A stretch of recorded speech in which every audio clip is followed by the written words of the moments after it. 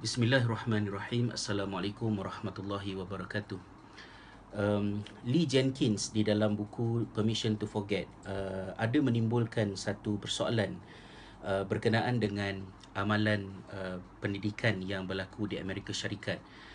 Beliau melakukan kaji selidik, bertanya kepada ramai guru yang bertugas di public school, manakah yang lebih baik ataupun lebih utama sebagai panduan dalam memilih pendekatan pendidikan di antara guided hypothesis dan yang keduanya adalah pengalaman. Rata-rata kebanyakan guru menjawab sumber yang terbaik adalah pengalaman. Experience is always the best teacher. Tetapi Lee Jenkins menyangkal dakwaan ini dengan mengatakan bahawa pengalaman tidak bermanfaat sehinggalah pengalaman itu dipertimbangkan dan dinilai secara reflektif oleh para guru untuk melihat di manakah pro dan kontra, di manakah kekuatan dan kelemahan. Maka Lee Jenkins mengusulkan di dalam buku tersebut bahawa pentingnya bagi sebuah sekolah yang progresif untuk mengutamakan guided hypothesis, iaitu sentiasa peka dengan perkembangan yang berlaku kepada anak-anak yang berada di sekolah dan mengemukakan perubahan dari semasa ke semasa dalam bentuk yang guided, bergaris panduan, berpaksikan kepentingan pelajar dan pembelajaran mereka.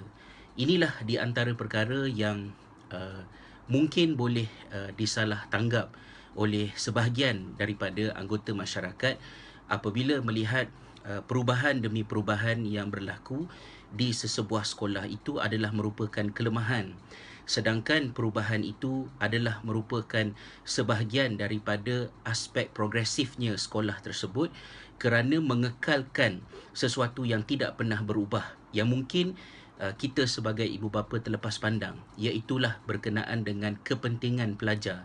Sebuah sekolah yang baik adalah sebuah sekolah yang sentiasa peka dengan keadaan semasa pelajar-pelajarnya, keperluan mereka, apakah yang perlu dilakukan untuk membantu menjayakan pembelajaran mereka, dan perubahan berlangsung daripada semasa ke semasa dengan maksud untuk mengukuhkan dan bukannya bersifat tidak konsisten.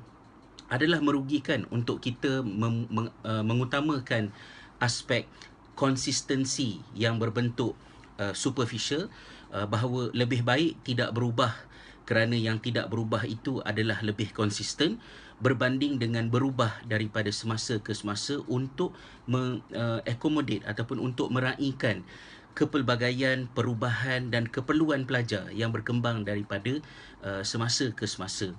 Kerana itulah Allah Subhanahu Wa Taala, maafkan saya tidak mahu menggunakan perkataan kerana itu, kita boleh melihat di dalam apa yang diperingatkan oleh Allah Subhanahu Wa Taala di dalam Al-Quran, a'udzubillahi minasyaitonirrajim, innallaha la yughayyiru ma biqaumin hatta yughayyiru ma bi anfusihim. Allah tidak akan mengubah apa-apa yang ada pada sesuatu kaum sehinggalah mereka mengubah apa yang ada pada diri mereka. Perubahan adalah sesuatu yang perlu daripada semasa ke semasa. Namun kita mestilah berani untuk melakukan perubahan bukan dalam bentuk menempel atau menampal-nampal mana-mana bahagian yang tidak berbentuk substansial. Sebaliknya kita mesti ada keberanian untuk melakukan perubahan yang berbentuk transformational agar akhirnya sesuatu yang tidak pernah berubah itu berhasil mencapai natijahnya. Dan sesuatu yang tidak pernah berubah itu ialah education is always about learning.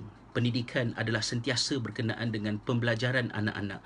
Sekolah bukan KPI cikgu, sekolah bukan KPI pengetua, sekolah bukan KPI pegawai-pegawai, birokrat, ahli perniagaan, dan sekolah juga bukan KPI orang-orang politik, termasuklah sampai kepada peringkat menteri. Tetapi sekolah wujud adalah untuk menjayakan pembelajaran anak-anak. Apa yang diperlukan untuk memajukan pembelajaran anak-anak, itulah yang diusahakan daripada semasa ke semasa.